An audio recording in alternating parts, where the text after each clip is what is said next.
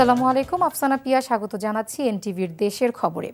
এদিকে মিয়ানমারের ছোড়া গুলির ঘটনা দুর্ভাগ্যজনক উল্লেখ করে প্রধান উপদেষ্টার প্রেস সচিব শফিকুল আলম নিন্দা জানান। বলেন, এ নিয়ে পররাষ্ট্র ও স্বরাষ্ট্র মন্ত্রণালয় ব্রিফিং করবেন। এটা আমাদের ফরেন মিনিস্ট্রি আর হোম মিনিস্ট্রি দেখছে, খুবই আমরা কন্ডেম করি। এটা খুবই আমাদের এটা আনফরচুনেট ইভেন্ট, আমরা আনফরচুনেট ইনসিডেন্ট। তো এই বিষয়ে আমাদের ফরেন মিনিস্ট্রি এবং হোম মিনিস্ট্রি এটা নিয়ে কাজ করছে। নির্দিষ্ট সময়ের আগেই ত্রয়োদশ জাতীয় সংসদ নির্বাচনে ব্যালট ছাপানোর কাগজ ইসিকে সরবরাহ করেছে কর্ণফুলী পেপার মিলস লিমিটেড। চাহিদার 914 মেট্রিক টন কাগজ। 15 জানুয়ারির মধ্যে সরবরাহের কথা থাকলেও আজই ব্যালটের কাগজ সরবরাহ শেষ হয়েছে। পর্যায়ক্রমে এসব কাগজ সরবরাহ করা হয় বলে জানান কর্ণফুলী পেপার মিলস লিমিটেড কর্তৃপক্ষ। তারা জানায় 2025-26 অর্থ বছরে 3,500 মেট্রিক টন কাগজ উৎপাদনের লক্ষ্য নির্ধারণ করা হয়। নির্বাচন কমিশন ছাড়াও ঢাকা বিশ্ববিদ্যালয়, বিভিন্ন শিক্ষা বোর্ড, জাতীয় বিশ্ববিদ্যালয় সহ 11টি প্রতিষ্ঠানে আরও 1200 মেট্রিক টন কাগজ পর্যায়ক্রমে সরবরাহ করা হবে। বিএনপি ক্ষমতায় গেলে দেশের প্রতিটি অঞ্চলের সম্ভাবনাকে কাজে লাগানোর কথা উল্লেখ করে দলের স্থায়ী কমিটির সদস্য আমির খসরু মাহমুদ চৌধুরী বলেছেন, এর মাধ্যমে দেশ সার্বিকভাবে উন্নয়নের পথে এগিয়ে যাবে। সকালে নগরীর একটি হোটেলে চট্টগ্রাম কবে বাণিজ্যিক রাজধানী হবে শীর্ষক আলোচনা সভায় তিনি কথা বলেন। অংশ নেন দেশের শীর্ষস্থানীয় ব্যবসায়ী, উদ্যোক্তা ও নগর পরিকল্পনাবিদগণ। প্রথম আলো আয়োজিত এই গোল টেবিল বৈঠকের আলোচকরা বলেন, অর্থনৈতিক সমৃদ্ধির স্বার্থে চট্টগ্রামকে বাণিজ্যিক রাজধানী ঘোষণা করা হলেও বাস্তবে তা কার্যকর হতে পারেনি। এর প্রধান কারণ গুরুত্বপূর্ণ আর্থিক ও বাণিজ্যিক প্রতিষ্ঠানসমূহের ঢাকা কেন্দ্রিক হওয়া, অথচ ভৌগোলিক কারণে চট্টগ্রামকে বাণিজ্যিক হাব করার বিকল্প নেই। এজন্য চট্টগ্রামের সাথে ঢাকা সহ দেশের অন্যান্য এলাকার যোগাযোগ ব্যবস্থার বহুমুখী উন্নয়নের উপর গুরুত্ব দেন বক্তারা। প্রত্যেকটি ডিভিশনে ব্যবসায়ীদের সাথে বসেছি, আলাপ করেছি, নোট নিয়েছি এবং আমরা চেষ্টা করব প্রত্যেকটি অঞ্চলের যে সম্ভাবনা আছে সেই সম্ভাবনাগুলো কাজে লাগিয়ে বাংলাদেশের ভবিষ্যতে অর্থনীতি, মানুষের জীবনযাত্রার মান এবং সবচেয়ে বড় হচ্ছে বাংলাদেশের যার যেই প্রত্যেকটি নাগরিকের যে সম্ভাবনা আছে তাকে সে একটা সুযোগ দেওয়া। ভুয়া ও অস্তিত্বহীন প্রতিষ্ঠানের নামে 40 কোটি টাকার ঋণ অনুমোদন ও সেই টাকা বিদেশে পাচারের দায় ইউনাইটেড কমার্শিয়াল ব্যাংক সাবেক চেয়ারম্যান, পরিচালক সহ কর্মকর্তাদের বিরুদ্ধে পৃথক 6টি মামলা করেছে দুর্নীতি দমন কমিশন দুদক।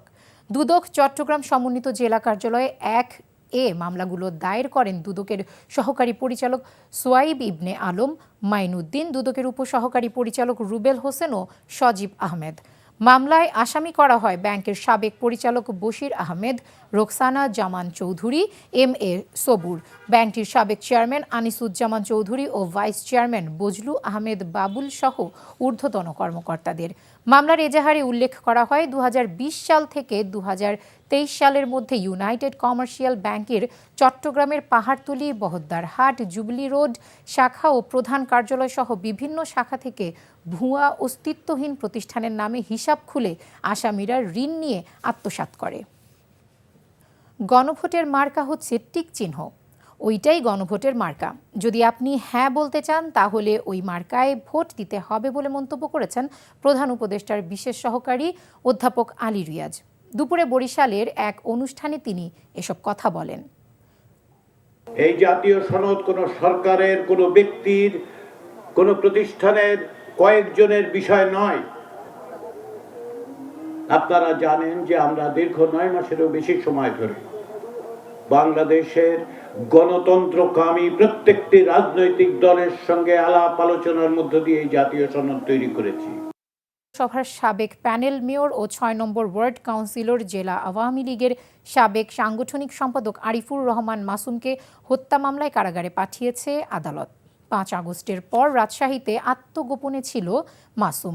শনিবার রাতে স্থানীয় জনতা তাকে আটক করে রাজশাহীর চন্দ্রিমা থানায় হস্তান্তর করে। সেখান থেকে পুলিশ তাকে নাটোর থানায় হস্তান্তর করে। আজ দুপুরে মাসুমকে নাটোর 2 আসনের সাবেক আওয়ামী লীগ এমপি শফিকুল ইসলাম শিমুলের বাসায় শিক্ষার্থী ইয়াসিন হত্যা মামলায় গ্রেফতার দেখিয়ে নাটোরের চিফ জুডিশিয়াল ম্যাজিস্ট্রেট আদালতে পাঠানো হয়। এ সময় বিচারক মোহাম্মদ ফয়সল তারেক তাকে জেল হাজতে পাঠানোর নির্দেশ দেন।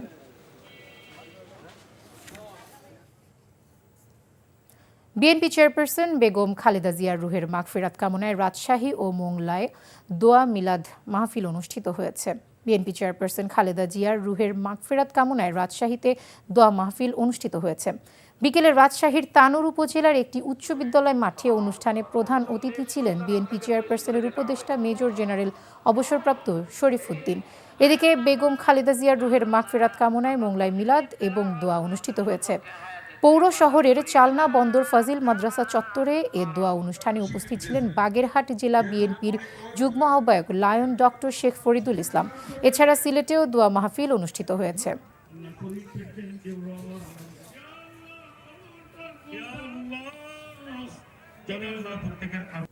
ফরিদপুর শহরের সেতুর উপর থেকে উদ্ধার হওয়া শক্তিশালী বোমাটি ২৪ ঘণ্টা পর নিষ্ক্রিয় করা হয়েছে।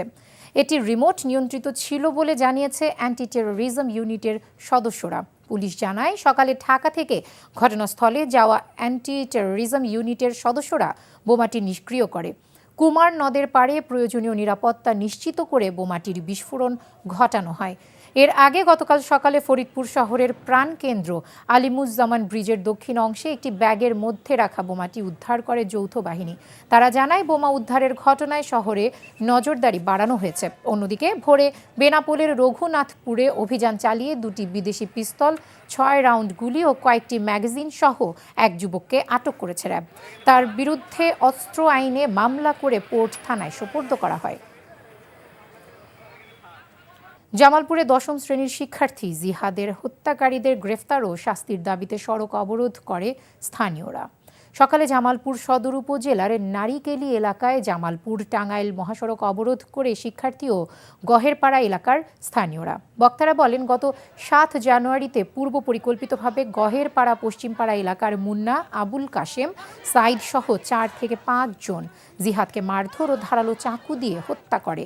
এই ঘটনায় মামলা দায়ের করা হলেও এখনও কাউকে গ্রেফতার করা হয়নি। অবিলম্বে সকল আসামিদের গ্রেফতার ও দৃষ্টান্তমূলক শাস্তির দাবি জানান বক্তারা। রাজশাহীতে উৎসব মুখর পরিবেশে অনুষ্ঠিত হয়েছে বাংলাদেশ ইকোনমিক্স অলিম্পিয়াড ২০২৬-এর বিভাগীয় আঞ্চলিক পর্ব। রাজশাহী বিশ্ববিদ্যালয়ের কাজী নজরুল ইসলাম মিলনায়তনে আয়োজিত এই প্রতিযোগিতায় রাজশাহী বিভাগের বিভিন্ন শিক্ষা প্রতিষ্ঠানের প্রায় ৪ শতাধিক শিক্ষার্থী অংশ নেয়। অনুষ্ঠানের উদ্বোধন করেন রাজশাহী বিশ্ববিদ্যালয়ের উপাচার্য অধ্যাপক ডক্টর সালেহ হাসান নকিব। আয়োজকরা জানান, শিক্ষার্থীদের মধ্যে অর্থনীতি চর্চাকে আরও এগিয়ে নিতে এই অলিম্পিয়াড গুরুত্বপূর্ণ ভূমিকা রাখবে। এই ছিল দেশের খবর। এই খবরের ভিডিও সহ আপডেট জানতে ভিজিট করুন এনটিভি অনলাইন www.ntvbd.com। এছাড়াও এনটিভির জনপ্রিয় সব অনুষ্ঠান ও খবরের আপডেট জানতে ভিজিট করুন আমাদের ইউটিউব ও ভেরিফাইড ফেসবুক পেজ। ধন্যবাদ সবাইকে। ৬টা ইভিনিং নিউজ দেখার আমন্ত্রণ রইল।